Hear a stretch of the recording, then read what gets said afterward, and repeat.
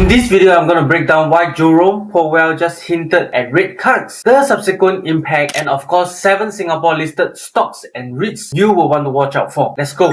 For some background, right, when I first heard of Jackson Hole, I thought it was some cowboy town kind of a thing. Turns out it's where the US Fed decides if your mortgage goes up or down. Right, some of my friends have been kinda whacked by higher loan payments for the past 2 years. So when Powell hints at rate cuts, wow, I think they are feeling like as though aircon finally turned on after 2 years of sauna. So what is Jackson Hole? Think of it like the annual invest fair of central bankers where everyone come together and decide something. So whenever representative like Powell say something, the markets will react immediately. In September when the interest rates finally happen, but in August when they decide on something. So this year he was quite dovish. Basically he means we have already pushed the brakes enough and we are going to lower the interest rates because of all the kind of things happening in the economy, and the markets went crazy happy. So why the shift in this kind of sentiment? 3 main reasons. First of all, the job market is cooling. Fewer companies in the US are hiring, or rather, maybe it's due to AI as well. So they are firing more people. That is another topic for another video. Growth is slowing. Economy is feeling tired. And last but not least, tariffs and inflation risk. This one will have a big part attributed to Donald Trump. Anyway, basically, Powell doesn't want to break the job market by keeping rates high. Or maybe he's just bending down to Donald Trump's will. I don't know. The Fed is hinting at rate cuts as early as September. Now, let's talk about the impact of the rate cuts on the economy as well as stocks and REITs. So first of all, when we talk about the economy, you can see from the image here, when rates are being cut, companies or businesses will borrow more because of cheaper borrowing costs. With that, they will be able to maybe hire more people or expand their products and services, and hence demand will go up. Things are looking good again. Inflation will come as an end result. So this is what the US Fed is actually trying to avoid. I think because of other factors in play, they are trying to cut rates right now. And here's the fun part, alright? So what does it mean for you and me, our portfolio? Let's talk about the banks and the REITs. So for banks, we have UOB, OCBC, and DBS. So the net interest margins will shrink because they are now earning lesser on their deposit balances. Overall, it's a bad news even though they can compensate with higher loan order book volume going forward. For REITs, it's definitely a positive because of lower borrowing costs. They are going to be able to distribute higher property income to REIT investors. With that come higher distribution yield. It will make them look more attractive to buy. In essence, REITs are going to perform better when rates are coming down. Same goes for property developers, right? Because they borrow to buy land, to build all these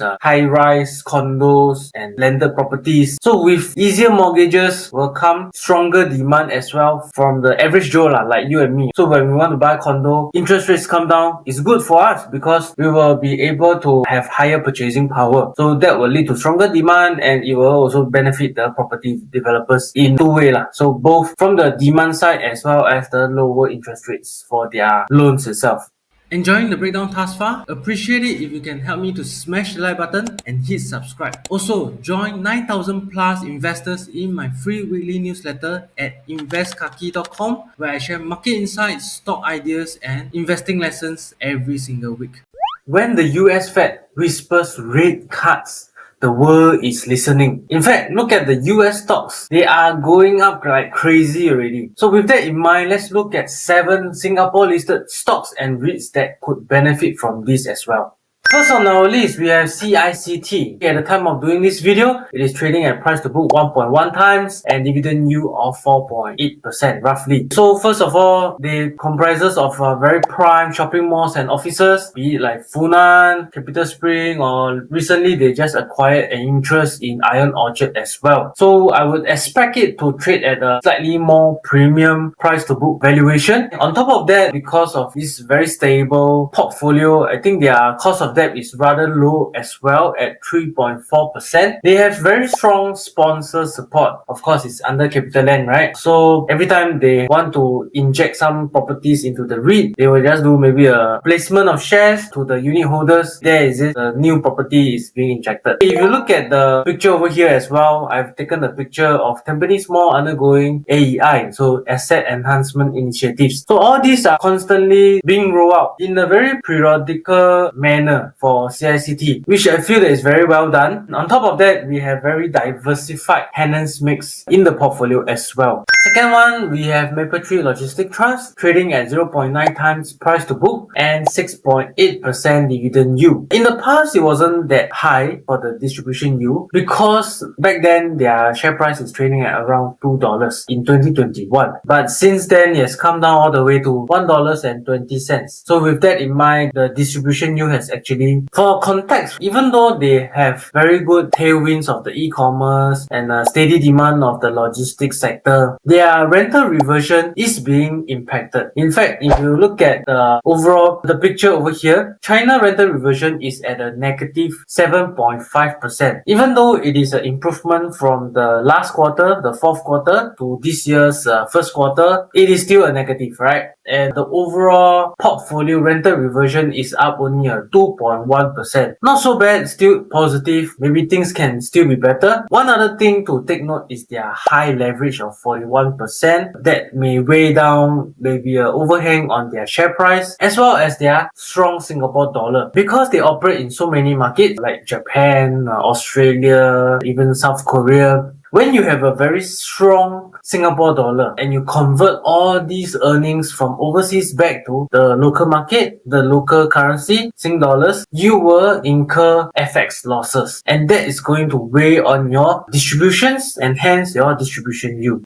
Moving on to our third one, we have Fraser Centrepoint Trust, FCT, which owns all the point shopping malls like Causeway Point, North Point, Bedok Point. They are trading at 1.1 times price to book. Dividend yield at around 5.4%. So quite resilient as well because they are suburban malls. So you have those footfall from the neighborhood. And they focus on necessity spending. So it is a very stable kind of income for the dividend seekers. 5.4% is also a good place to park your money given the interest rates are coming down. All the banks are cutting their interest rates for savings account, right? So this is a good, I think, alternative. But that being said, right, we have to take into account the competition, future, right, competition from the RTS when people are going to visit Johor, when this RTS is up. So this is still rather something to take note of lah. It hasn't happened. Possible to happen in 2 years time, but for now, playing the waiting game.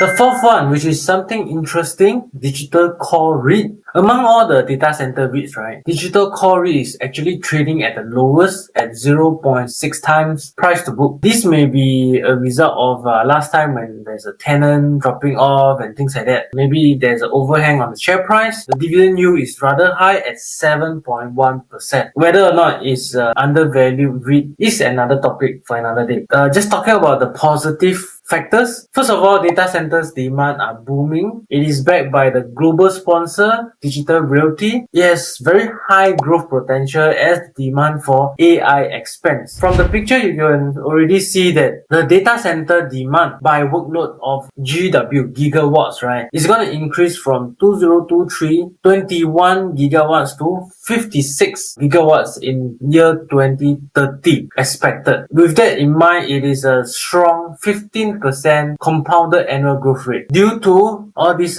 positive drivers like the cloud computing, enterprise transformation, as well as AI. These are the demand drivers for data center, and this will benefit Digital Core REIT going forward. We have been talking about all the REITs and trusts. Now let's move on to property developers. So we have City Developments over here, trading at 0.7 times price to book. Dividend yield is 1.6%. I think Singapore Developments don't need much introduction because it is a very big and renowned Singapore developer. We have a lot of condos that are recently built being developed by them. More importantly, their boardroom tussle, the argument between the chairman and the CEO son, which caught everyone's attention, is over according to them. So they have done the handshake and now they are focus on rebuilding the company again. Alright, their goal, according to an article, is to increase their hotel numbers by 4 times to 500, maybe recurring income from the hospitality side of things. Another thing to take note, the last point is a 70% net gearing. Even though because they are a property developer, they need to take on debt, they are mentioning that they're gonna reduce 70% to 60% going forward. And they are right now, their cost of debt for the loans is around 4% on average. The sixth stock is UOL Group, also another very famous developer in Singapore, trading at 0.5 times price to book, even lower than City Developments. Dividend yield at 2.4%, so not so shabby. They have a lot of different segments. So they have property development, they have hospitality, they even have the kind of investment property and things like that. They are currently having a very strong balance sheet and quality assets in Singapore. In this image, we can see that they have already, based on the latest corporate presentation, they have 64% sold for Orchard Boulevard, 92% sold for Parktown Residence at the new Tampines. So very good sales momentum as well.